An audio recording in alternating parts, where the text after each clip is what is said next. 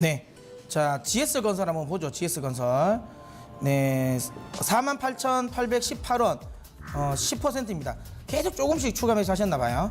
네. 실적 좋아 단기로 들어갔는데 목표가 얼마가 적정할까요? 꼭 진단 부탁드립니다라고 하셨습니다. 파란시님. 진짜 실적만 보고 들어가셨나요? 아니면 이것도 이제 어차피 경협주로 묶여서 들어가셨나요? 조금 더 좀 명확하게 해주셨으면 좋을 것 같은데, 왜냐하면 답이 좀 달라요. 왜냐하면 실적이 좋아 단기로 들어갔다는 말이 안 맞아요.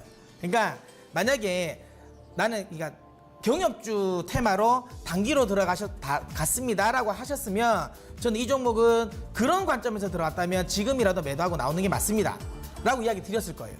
근데 실적이 좋아 중기적으로 좀 보고 있습니다라고 하면 이 종목 들고 가셔야 돼요.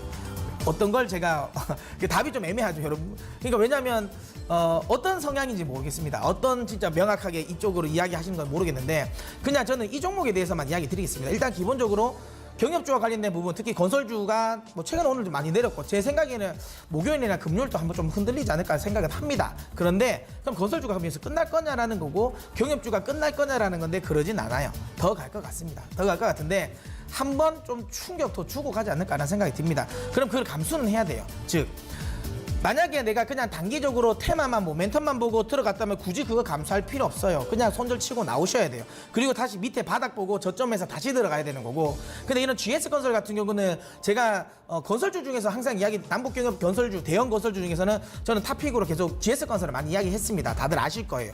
근데 왜 이렇게 강조를 했냐면 명확합니다. 지금 시청자님이 이야기하신 것처럼 실적이 좋아요. 그러니까 대부분의 대형 건설사 중에서는 해외 쪽의 부실에 대한 리스크는 그 노이즈는 아직도 있는 것들이 많아요. 근데 GS건설은 이걸 화끈하게 완벽하게 털어버렸습니다. 그러면서 그러니까 남북경협에 대한 이슈가 없어도 원래는 올라갔어야 될 종목인데 남북경협 이슈가 붙으면서 조금은 더 속도를 낸 거예요. 즉 이번 이슈 때문에 방향성이 꺾일 것 같지는 않아요. 그래서 저는 이런 이야기 드릴게요.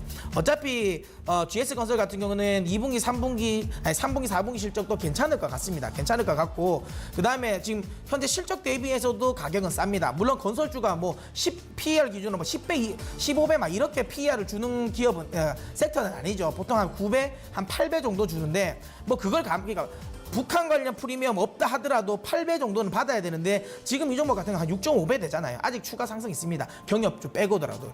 그러면 이제 중요한 건 뭐겠어요? 비중 10%죠. 저는 오히려 떨어지면 추가 매수하십시오. 대신 속도는 한 번에 확 급등한다고 확 잡지는 마시고요. 가격 전략 내려드리도록 하겠습니다. 차트를 보시고 한 43,000원 정도까지 하락을 하면 한 5%를 매수를 하십시오. 매수를 하시고요. 그 다음에 기다렸다가 한 60일선 수준이 되겠네요. 이때 되면 한 39,000원 정도가 되겠습니다. 그리고 60일 수준까지 또 혹시라도 한 번 더 내리면 한 5% 더 추가 매수해서 한 20% 정도를 채워놓고 제가 보기에는 이 종목 좀 길게 끌고 가셔도 된 것 같아요. 한 최소한 저는 지금 자리라면 이거는 뭐 연말까지, 그리고 연말까지는 아닐 수도 있어요. 중간에 한번 조금 더 이제 2차 이 북미 정상회담 일정이 나오고, 그러니까 만약 문재인 대통령이 방북과 관련된 이슈가 나오면 또 한번 튈 것 같습니다. 그게 언젠지는 사실 예상하기는 어렵지만 올해 아니지 않을까 싶습니다. 그럼 어쨌든 길게 본다라고 생각하면 목표가 7만 원 정도 가지고 한번 대응해 보시기 바랍니다.